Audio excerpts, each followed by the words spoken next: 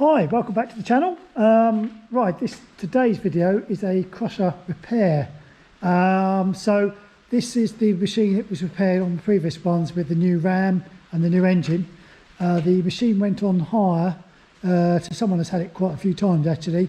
It was a good test to see if all the things I'd done were working. Now, unfortunately, the machine has developed a fault in which it is stalling. Now, what that basically means is that when the crusher ram is coming forwards, it's not either returning, so it's getting jammed in the open position, and then that's bringing the revs down on the hydraulic pump and stalling the engine. So what I need to do is have a look to see if I can diagnose what's actually going on. Could be any number of things. It could be that I haven't set the revs correctly on this engine, which I thought I had. It could just be a loose wire inside.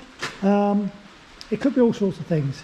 So I'm going to open up now and have a look to see if we can actually get to the bottom of what's going on. I'm going to run the machine up, run it with nothing in the jaw, and see if I get the same fault that he does.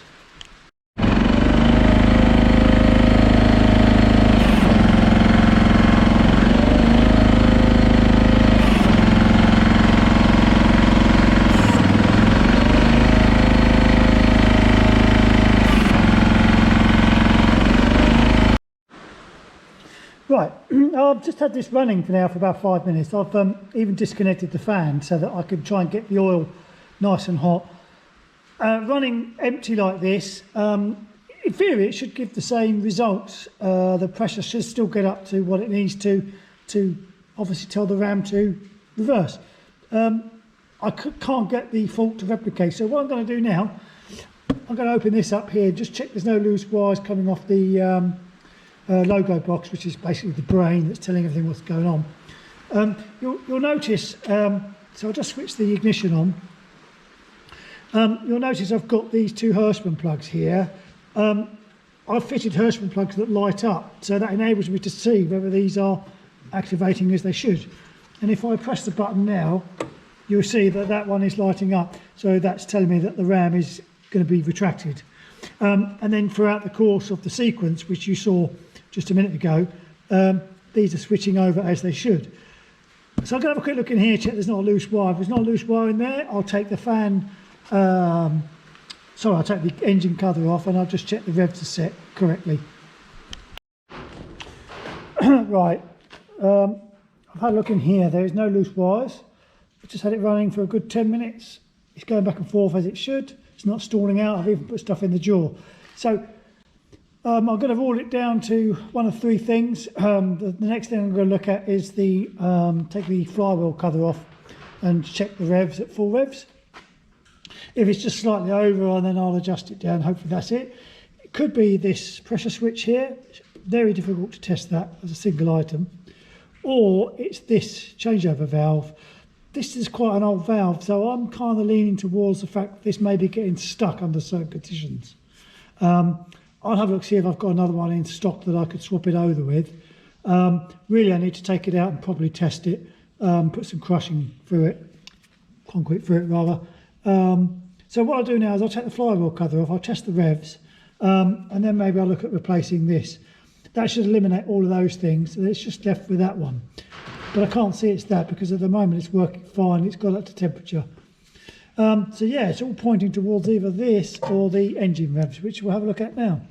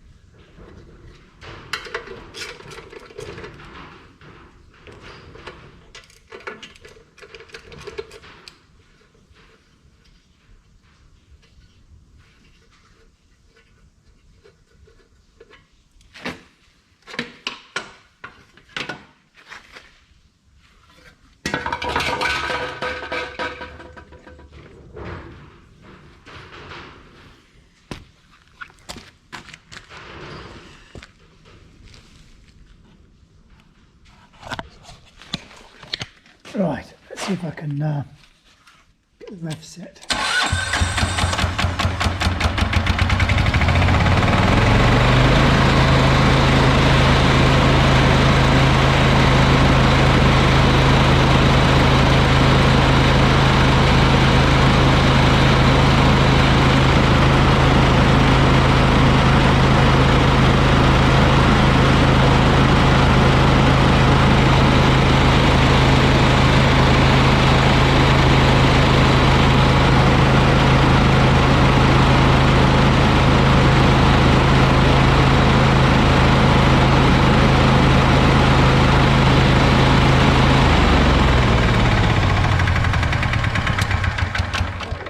Okay, so I think we can eliminate this. It's, as you saw, 3,186. 3,200 is really the limit. So I've got it just set slightly lower than that. So I'm going to say it's not that. I'm going to have a look, see if I've got another changeover valve. If I've got another changeover valve, I might swap that out and then basically go and test the machine on some concrete, see what happens.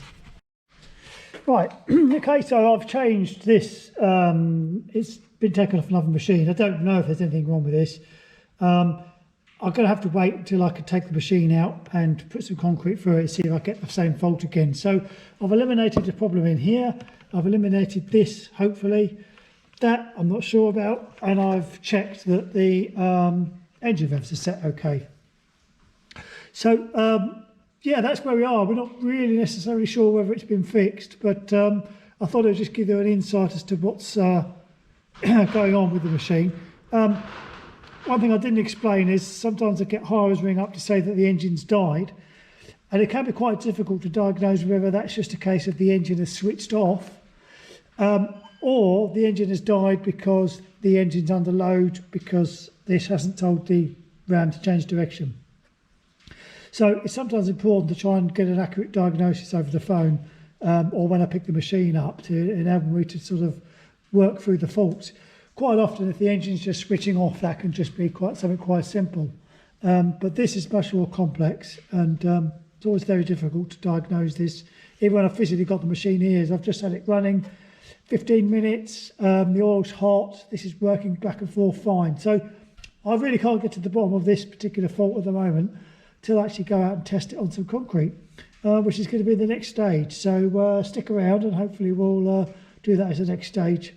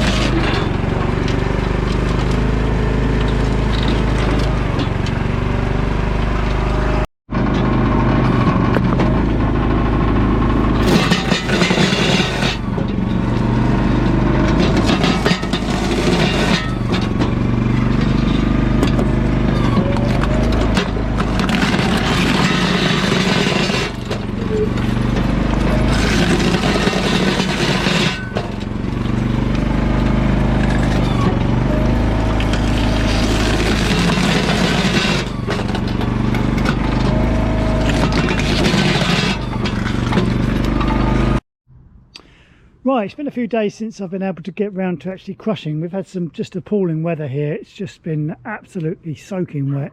It's not the best job in the world to be crushing in those conditions, but we've got a break in the weather. So I've just spent a couple of hours crushing with this machine. I've you know, actually done a full tank full, and I haven't got it to stall once.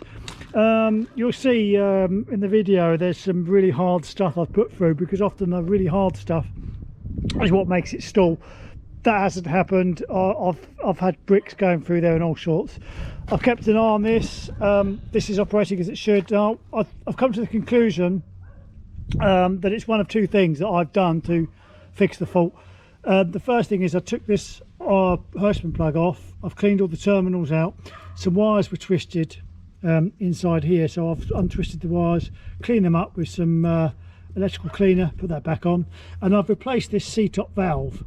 I've actually done that on all the machines. This is one off a second-hand machine that I took in off somebody.